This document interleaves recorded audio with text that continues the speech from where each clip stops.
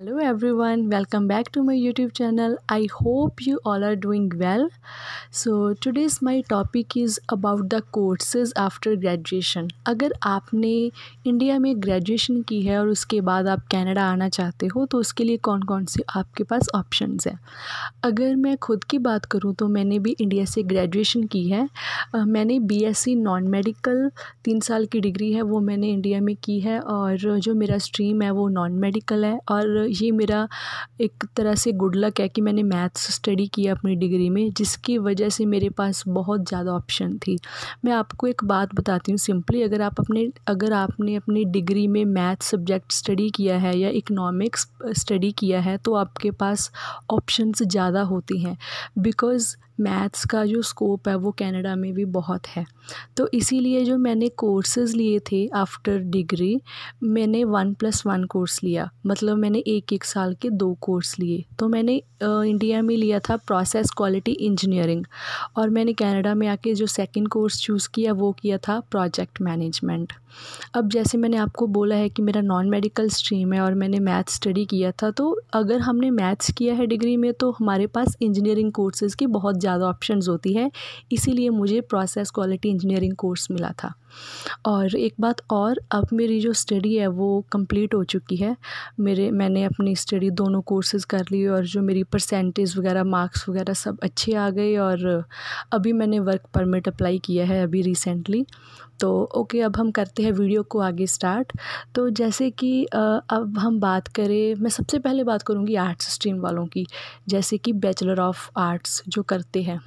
हमको पता है कि ज़्यादा प्रॉब्लम अगर कोर्स में आती है तो वो बीए वालों को आती है, बिकॉज़ कई बार उनके जो सब्जेक्ट है वो बहुत ही सिंपल होते हैं और उनका मे बी कनाडा में स्कोप नहीं होता, इसी वजह से उनको थोड़ी बहुत दिक्कत आती है।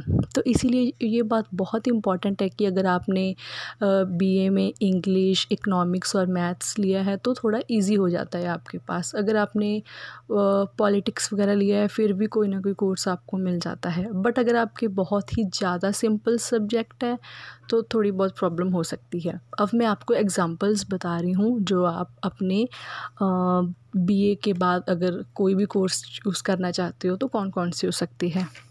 जैसे अगर मैं बात करूँ तो आप ट्रैवल एंड टूरिज़म के रिलेटेड कोई कोर्स ले सकते हो, पब्लिक रिलेशन, हॉस्पिटैलिटी, और आप अगर सोशल फील्ड में काम करना चाहते हो कुछ, तो जैसे कि कम्युनिटी इकोनॉमिकल डेवलपमेंट का कोर्स ले सकते हो। और अदर ऑप्शंस आपके पास है कि आप मैनेजमेंट कोर्सेज कर सकते हो, जैसे ह्यूमन रिसोर्स मैनेजमेंट जो प्रोग्राम है वो बहुत ही ज़्यादा फेमस है, प्रोजेक्ट मैनेजमेंट, होटल मैनेजमेंट। अगर आपने फ़िज़िकल एजुकेशन आपके पास सब्जेक्ट है डिग्री में तो आप कोई फ़िज़िकल एजुकेशन के साथ डिप्लोमा भी कर सकते हो।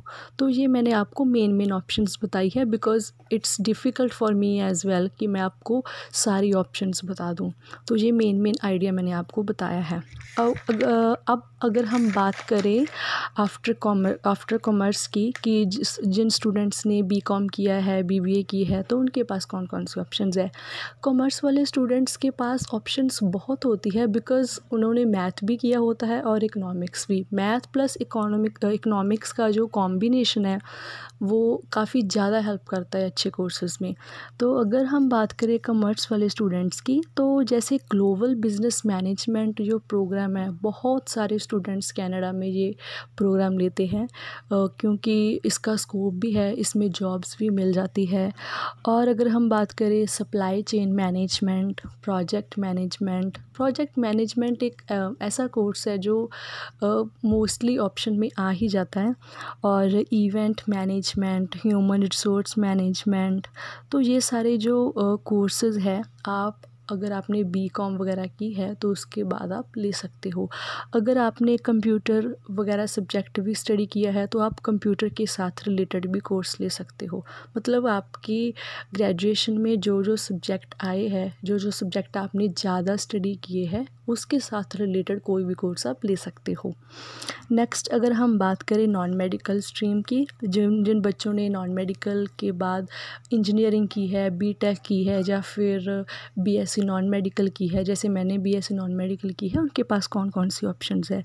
Very first option I would say कि जितने इंजीनियरिंग डिप्लोमास है, जितने आपके पास पोस्ट ग्रेजुएट या फिर हम कह दें कि पीजी डिप्लोमास है, वो जितने इंजीनियरिंग के हैं वो सारी ऑप्शंस आपके पास है। जैसे process quality engineering, chemical engineering, civil engineering, mechanical engineering, तो सारे प्रोग्राम्स आपके पास ऑप्शन है। और इसके बाद कंप्यूटर के रिलेटेड भी प्रोग्राम्स आप चूज़ कर सकते हो, क्योंकि कुछ मेरे साथ मेरी फ्रेंड्स थी जो बीएससी करती थी, बट उन्होंने मैथ्स की बजाय कंप्यूटर सब्जेक्ट लिया था।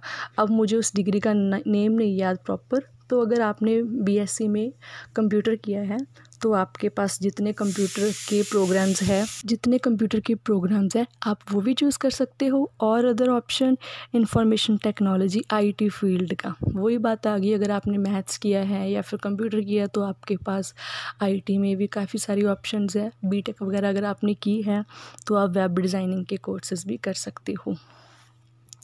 आफ्टर दैट हम बात करेंगे जो स्टूडेंट मेडिकल स्ट्रीम के होते हैं, बीएससी मेडिकल करते हैं, तो उनके पास कौन कौन सी ऑप्शंस है। तो मेडिकल वाले स्टूडेंट्स जो होते हैं वो हेल्थ के रिलेटेड जो भी कोर्सेज है वो चूज़ कर सकते हैं, जैसे health information management, health science, health and wellness programme, early childhood education जो बहुत ही ज़्यादा फेमस है और बहुत सारे स्टूडेंट्स अर्ली चाइल्डहुड का कोर्स लेते हैं।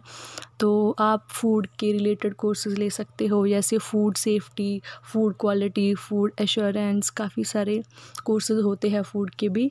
और फार्मेसी में भी आप कोई कोर्स चूज़ कर सकते हो कॉस्मेटिक्स के रिलेटेड।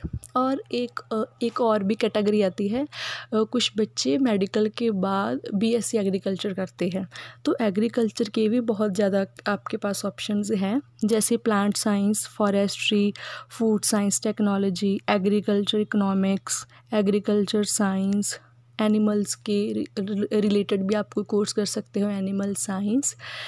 तो ये थी मेरी आज की वीडियो जिसमें मैंने आपको स्ट्रीम वाइज बताया कि किस स्ट्रीम में आपके पास कौन कौन सी ऑप्शंस है। ये मैंने आपको मेन कोर्सेज बताए जो काफ़ी ज़्यादा स्टूडेंट्स चूज़ करते हैं, जिनका स्कोप भी है।